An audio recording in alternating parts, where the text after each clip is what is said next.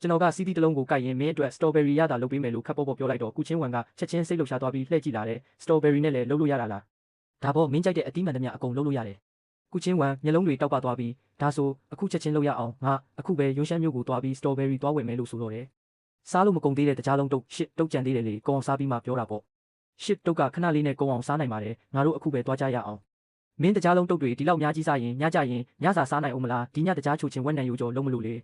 တကြားချိုချင်ဝက်နံရိုးကျော်ဆိုတာလဲကြားရောကုချင်းဝက်တယောက်ချက်ချင်းပြများသွားတော့တာပဲအရသာအစ်စ်ဖြစ်တဲ့တကြားလုံးတုတ်ကိုလည်းညီစမ်းကြည့်ချင်းသူအနှစ်သက်ဆုံးတကြားချိုချင်ဝက်နံရိုးကျော်ကိုလည်းလက်မလွတ်နိုင်နဲ့ဘာလို့ရမှန်းမသိပဲနေရမှာတင်စွန့်ပြီးရက်နေတော့တယ်သူ့ပုံစံကိုကြည့်ပြီးကျွန်တော်မနေနိုင်ပဲရဲမိသွားကဘာတွေလုံးနေတာလဲနောက်မှမစားရတော့မှကြလို့ငါတို့ရဲ့နေရက်တွေကအရှိကြီးကြံပါသေးတယ်လို့ပြောလိုက်တယ်ကုချင်းဝမ်ကထိုစကားကိုကြားတော့ကြောင်ကနေဖြစ်သွားပြီးမှစိတ်သက်သာရသွားပုံနဲ့ပကက်ကလက်ထိုင်ပေါ်ပြန်လဲချလိုက်တယ်ပြီးတော့ကောင်းကင်ကြီးကိုငေးကြည့်ရင်နှက်ခမ်းတောက်မှာနူးညံ့တဲ့အပြုံးလေးတစ်ခုပေါ်လာပြီးဟုတ်တယ်နောက်ပိုင်းနေရက်တွေကအရှိကြီးကြံပါသေးတယ်ကျွန်တော်လည်းဆက်မပြောတော့ပဲစားကျွန်းစားကြံတကြားလုံးတုတ်ကိုဘေးမှာချထားလိုက်ပြီးမျက်လုံးမိတ်ကခဏလောက်မေးဆက်ဖို့ပြင်လိုက်တယ်နေ့လယ်စားအတွက်လည်းမလောပါဘူးကျွန်တော်ကိုယ်တိုင်ကလည်းအစာစားခြင်းစိတ်သိမ့်မရှိသလိုကုချင်းဝမ်မှာလည်းတကြားလုံးတုတ်တွေစားထားတာရှိနေတော့အစာစားဖို့မလိုသေးဘူးလေကျွန်တော်ဝေဝါးအိပ်ပျော်လူနီးနီးအချိန်မှာပဲလေးနဲ့ဝေးကွာလာတဲ့ခေါင်းလောင်းတန်တစ်ခုကရောင်ချီတန့်စင်မြေတစ်ခုလုံးကိုရုတ်တရက်ဟိန်းထွက်သွားစေတယ်ကျွန်တော်လည်းလန်နိုးလာပြီးပတ်ဝန်းကျင်ကိုတွေ့ဝေစွာကြည့်လိုက်မိတယ်ဒီခေါင်းလောင်းတန်ကရောင်ချီကိုအရေးကြီးတဲ့ဧည့်သည်တော်ရောက်လာတာလားဒါမှမဟုတ်ကြီးမားတဲ့ကိစ္စတစ်ခုခုဖြစ်ပျက်တာလားကျွန်တော်ကအသိစိတ်အရာဘေးနားကပကက်ကလက်ထိုင်ကိုကြည့်လိုက်တော့ကုချင်းဝမ်ရဲ့ပုံရိပ်ကမရှိတော့ဘူးစိတ်ထဲတစ်ခုခုကိုခံစားမိလို့အခြားတစ်ဖက်ကိုလှည့်ကြည့်လိုက်ရမျက်ခုံးကိုအနှဲငယ်ပင်းလိုက်မိပြီးထူးဆန်းတဲ့မျက်နှာပေးနဲ့မေးလိုက်မိတယ်မင်းဘာလုပ်နေတာလဲ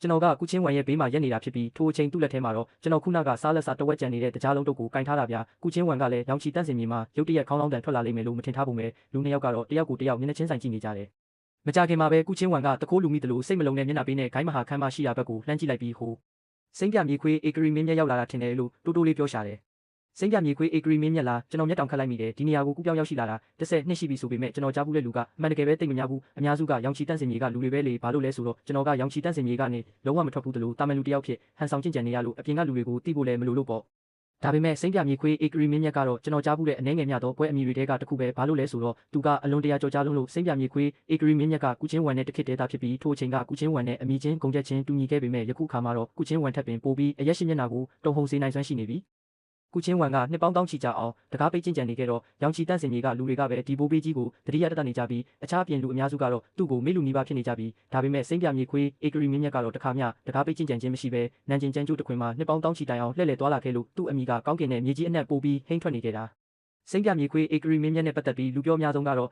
နန်ကျင်ကျန်းကျိုးရှိအမျိုးသားအလုံးအလိုချင်ဆုံးသောသူဆိုတဲ့ပွဲအမိပဲကုချင်းဝမ်ကအနိုင်မဲ့လှပတာအမှန်ပဲဆိုပေမဲ့ရေခဲလိုအေးဆက်တဲ့အငွေ့သက်တွေရှိနေပြီးအလုံးမြင့်မားလုံးလိုကောင်းကင်ဘော်ကအဝေးဆုံးကျပွင့်လိုမော်ဖူးယုံပဲတက်နိုင်ပြီးစိတ်ကူးနဲ့တောင်မပြစ်မှားရဲကြဘူးဒါပေမဲ့စိမ့်ပြမြေခွေးဧကရီမင်းမြက်ကတော့လုံးဝကွဲပြားခြားနာတယ်ကျွန်တော်ကတော့သူ့လိုအဆင့်တန်းမြင့်မားတဲ့ပုံကိုကြီးမျိုးကိုတခါမှမမြင်ဘူးပါဘူးသူကရောင်ချီတန့်စင်မြေကိုလာခဲလာတာမို့ရောက်လာရင်တော့တောင်ပေါ်မှာနေတိုင်းအောင်နေတဲ့ကျွန်တော်နဲ့တွေ့ဖို့အခွင့်အရေးမရှိနိုင်ဘူးလေဒါပေမဲ့ခြေထောက်နဲ့တွေးကြည့်ုံနဲ့တင်သူကကုချင်းဝမ်နဲ့အဆင့်တန်းတူညီတဲ့ဇက်ကောင်တူဖြစ်ရမယ်ဆိုတာသိတာပါတယ်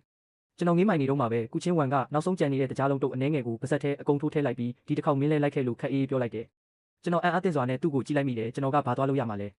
ကျွန်တော်ဆက်မမေးနိုင်ခင်မှာပဲကုချင်းဝမ်ရဲ့ဖြူစင်တဲ့လက်ကလေးကကျွန်တော်အင်ဂျီကော်လာကိုဖမ်းဆွဲလိုက်ပြီးကြက်ပေါက်စလေးတစ်ကောင်ကိုမလိုက်တယ်လို့ကျွန်တော်ကိုမချီကဂိုင်းမဟာခမ်းမရှိရာဘက်ကိုတိုက်ရိုက်ပြန်တန်းသွားတော့တာပ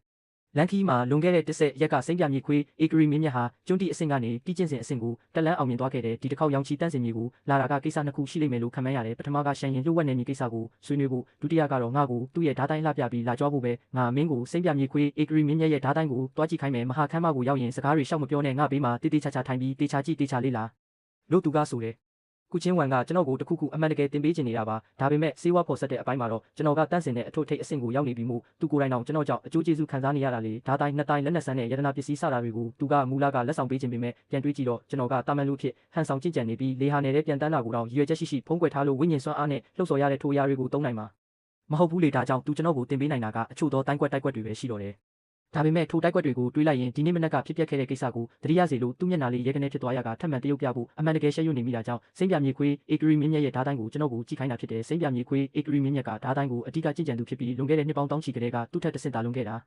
ာကျွန်တော်ကတော့ကုချင်းဝမ်ရဲ့စကားကိုကြားပြီးကြောင်းအံ့ဖြစ်သွားတယ်စိမ့်ပြမြေခွေးဧကရီမင်းမြက်ရဲ့ဓာတ်တိုင်းကိုကြည့်ရမယ်ဟုတ်လားဓာတ်တိုင်းဟုတ်မဟုတ်ကအရေးမကြီးပါဘူးအရေးကြီးတာကစိမ့်ပြမြေခွေးဧကရီမင်းမြက်ဘလောက်လာလဲအမှန်တကယ်ဘယ်လိုပုံစံမျိုးရှိလဲဆိုတာတွားကြည့်ဖို့ပဲအလွန်မင်းလာနေမှာတော့အသေးချာပဲမဟုတ်လားကုချင်းဝမ်ထက်တောင်ပိုလာနေဦးမလား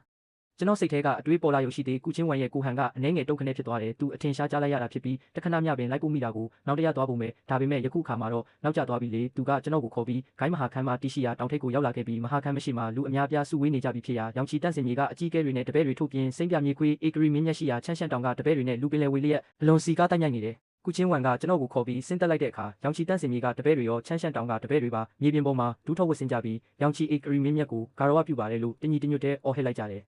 မြေပြင်ပေါ်ခြေချမိတာနဲ့ကုချင်းဝမ်ရဲ့မျက်နှာပေးကကျွန်တော်သူ့ကိုပထမဆုံးမြင်တွေ့ခဲ့ရစဉ်ကပုံစံအတိုင်းပြန်ပြောင်းလဲသွားတော့တယ်တန့်စင်မြင့်မြတ်ပြီးမော်ဖူးဖို့ခက်ခဲကလူအများကိုမိုင်ပေါင်းထောင်ချီဝေးကွာစေမဲ့အေးဆက်မှုမျိုးရှိနေပြီးခုနကအချမ်းဝင်းတွေကပုံစံနဲ့တော့လုံးဝခြားနားတဲ့လူနှစ်ယောက်လိုဖြစ်နေတော့တာထိုအချိန်မှာပဲလူအုပ်ကြီးတွေကဆွဲမက်ဖွယ်ကောင်းလာတဲ့အတန်တစ်ခုထွက်ပေါ်လာတယ်မတွေ့ရတာကြာပြီးတော့ချင်းဝမ်ဒီအတန်ကနုညံ့ပျော့ပြောင်းပြီးချွဲနွဲ့လွန်းလာလို့တာမန်အမျိုးသားတွေကြားရင်အယိုးတွေတောင်အရေးပျော်သွားနိုင်တော့တယ်တောက်တောက်ဆိုတဲ့ခြေတံနဲ့အတူမဟာခမ်းမရှိတာဘက်ကပုံရိပ်တစ်ခုကဖြင်းညင်းစွာရှောက်လန်းလာတယ်ကျွန်တော်မျောကြည့်လိုက်တော့ထိုစိမ့်ပြမြေခွေးအေဂရီမင်းမြက်ကိုချက်ချင်းပဲမြင်တွေ့လိုက်ရတယ်အမှန်တကယ်ပဲအလှနဲ့ဖျားမတပါလို့တိုင်းပြည်ပြက်လောက်တဲ့အလှမျိုးရှိပေတာပဲသူ့ရဲ့စပ်ပစ်ဝိုင်းနေအောင်စပင်ရှည်တွေကိုအပေါ်သို့ထုံးတင်ထားလို့တွေ့ရပြီးဆွဲဆောင်မှုရှိတဲ့လေတိုင်းကြော့ကြော့လေးပေါ်လွင်နေတဲ့ဆွဲမက်ဖွယ်မြက်ဝန်းစုံမြင်မာတဲ့နှာတန်လေးနဲ့ဆက်စီကြတဲ့နှက်ခမ်းနီရဲရဲတို့ပေါင်းဆက်ထားပြီးအထူးသဖြင့်ထူးခြားတာကသူ့ဦးကောင်းထက်မှာအမွှေးပွားပွားမြေခွေးနားရဲ့တစုံထောင်နေတာပဲသူ့ဖခင်ကထိုအချိန်ကမြေခွေးမျိုးနွယ်စုကစစ်သူကြီးဖြစ်ပြီးမိခင်ကလူသားမျိုးနွယ်ကျင့်ကြံသူတဦးဖြစ်လို့သူ့မှာမြေခွေးမျိုးနွယ်ရဲ့ဝိသေသအချို့ပါနေတာဖြစ်တယ်ဒီလိုရုပ်ရည်ပုံစံမျိုးကြောင့်လည်းနန်ကျင်ကျန်းကျိုးရှိအမျိုးသားအလုံးရဲ့အိမ်မက်ဖြစ်နေရတာအံ့ဩစရာမရှိတော့ပါဘူး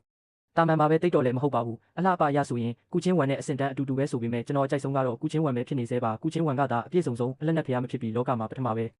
ကျွန်တော်ကစိတ်ထဲမှာထိုလူနှစ်ယောက်ကိုတိတ်တဆိတ်နှိုင်းရှင်နေမိတယ်ကုချင်းဝမ်ကလက်လန်းမိဖို့ခက်ခဲလုံးပေမဲ့ကျွန်တော်ပုံမှာတော့ထူးထူးခြားခြားဆက်ဆံတက်လို့ထိုးထူးခြားမှုတစ်ခုတည်းနဲ့တင်သူကကျွန်တော်နှလုံးသားထဲမှာအစားထိုးမရနိုင်တဲ့တူးသေးသောနေရာကိုယူထားပြီးဖြစ်နေပြီ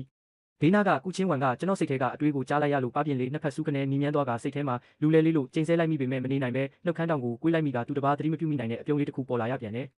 ကျွန်တော်ကစိမ့်ပြမြေခွေးအေဂရီမင်းမြက်ရဲ့ဝစ်စုံကိုကြည့်ရင်စိတ်ထဲမှာတိတ်တဆိတ်ဝေဖန်ဖို့ပြင်လိုက်စင်မှာပဲစိတ်ထဲကအတွေးကတလန်းအရင်ဦးသွားတယ်မဟုတ်သေးဘူးစိမ့်ပြမြေခွေးအေဂရီမင်းမြက်ကိုနှုတ်ဆက်ဖို့ရှေ့သို့တလန်းတော့မဲ့ကုချင်းဝမ်ကထိုစကားကိုကြားတဲ့အခါချက်ချင်းပဲကြောင်အန်းသွားပြီးဇဝေဇဝါဖြစ်သွားရှာတယ်နောက်တစ်စက္ကန့်မှာကျွန်တော်စိတ်ထဲကအတွေးကထပ်ပြီးထွက်ပေါ်လာပြန်တယ်ရှူဒီသားတိုင်းရဲ့အစပြုတ်ကွက်ကအမြင်ချင်းမြောင်းလုံးနဲ့အားနည်းချက်တွေအများကြီးပဲ